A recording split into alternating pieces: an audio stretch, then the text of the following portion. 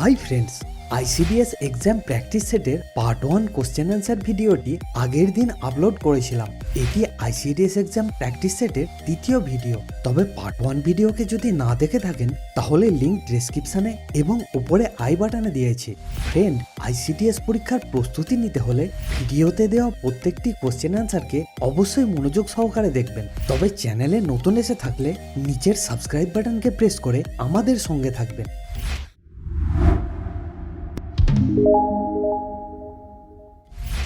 প্রথম প্রশ্ন, ইন্দোনেশিয়ার প্রথম রাষ্ট্রপতির নাম কি? উত্তরটি হলো ইন্দোনেশিয়ার প্রথম রাষ্ট্রপতির নাম ডক্টর সুকর্ণ। পরবর্তী প্রশ্ন, চায়ের পাতায় কোন ভিটামিন থাকে? উত্তরটি হলো চায়ের পাতায় ভিটামিন বি কমপ্লেক্স থাকে। পরবর্তী প্রশ্ন, চায়ের উপক্ষারের নাম কি? উত্তরটি হলো চায়ের উপক্ষারের নাম ক্যাফেন।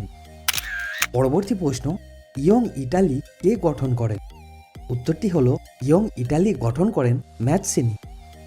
পরবর্তী প্রশ্ন, আজাদ হিন্দ ফৌজ প্রথম কে গঠন করেন? উত্তরটি হলো আজাদ হিন্দ ফৌজ প্রথম গঠন করেন রাসবিহারী বসু। পরবর্তী প্রশ্ন, উদ্ভিদের পাতা হলদে হয়ে যায় কিসের অভাবে? উত্তরটি হলো নাইট্রোজেনের অভাবে। পরবর্তী প্রশ্ন, কুতুম প্যাঁচার নকশা কে লিখেছিলেন? উত্তরটি হলো কুতুম প্যাঁচার নকশা লিখেছিলেন কালীপ্রসন্ন সিংহ। পরবর্তী প্রশ্ন, মানুষের স্পাইনাল কর্ডের দৈর্ঘ্য কত? উত্তরটি হলো মানুষের স্পাইনাল কর্ডের দৈর্ঘ্য প্রায় 18 ইঞ্চি। পরবর্তী প্রশ্ন, মাটি থেকে গাছে খাদ্যরস পৌঁছায় কোন প্রক্রিয়া? উত্তরটি হলো মাটি থেকে গাছে খাদ্যরস পৌঁছায় ব্যাপন প্রক্রিয়ায়। পরবর্তী প্রশ্ন, নির্দেশমূলক নীতিগুলির প্রকৃতি কীরূপ? উত্তরটি হলো নির্দেশমূলক নীতিগুলির প্রকৃতি হলো অর্থনৈতিক ও সামাজিক। পরবর্তী প্রশ্ন, ক্যান্সার রোগের কারণ কি? উত্তরটি হলো ক্যান্সার রোগের কারণ কোষের অস্বাভাবিক বৃদ্ধি। পরবর্তী প্রশ্ন, জননমুকুল কোনটি?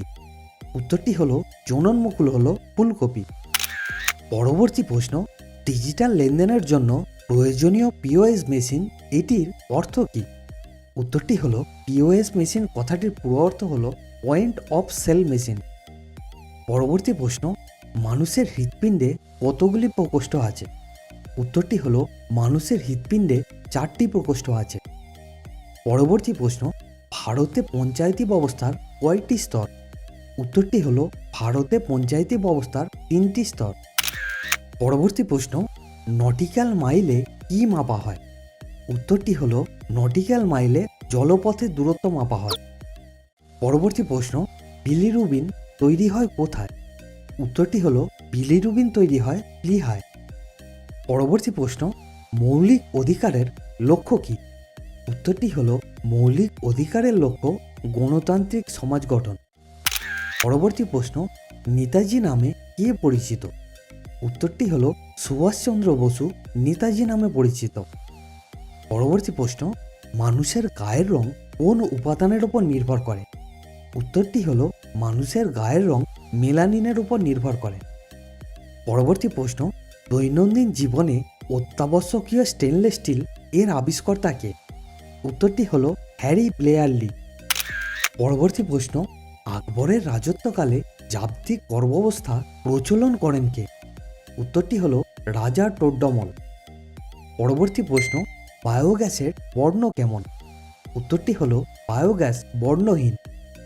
পরবর্তী প্রশ্ন, বায়োগ্যাসে জলের পরিমাণ কত ভাগ?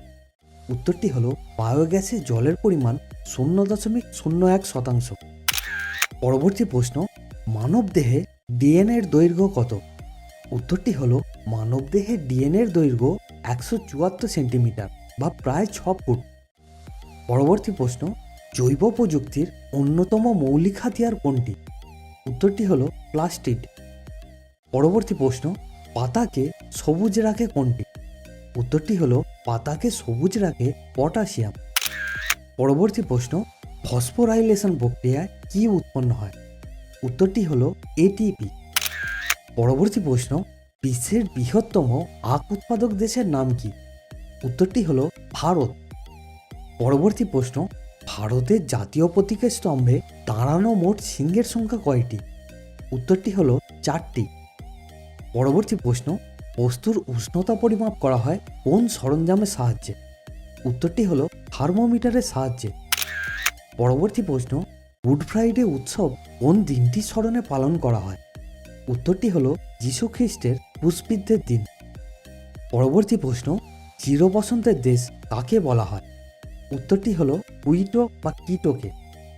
পরবর্তী প্রশ্ন, জাতীয় মানবাধিকার কমিশন কবে গড়ে ওঠে?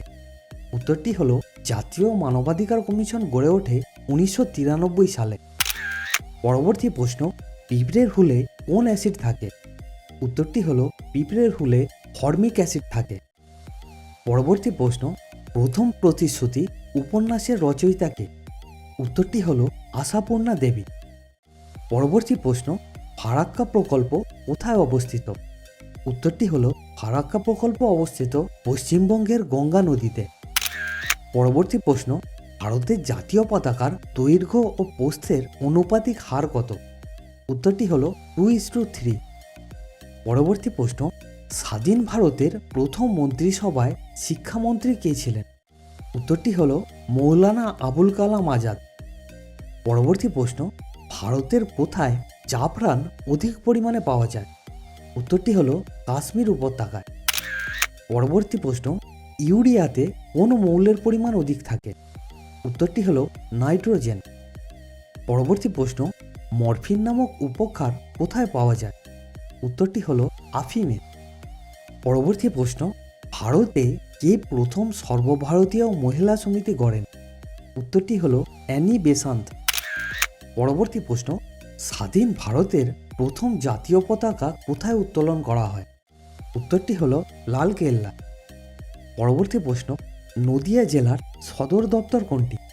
উত্তরটি হলো নদিয়া জেলার সদর দপ্তর কৃষ্ণনগর।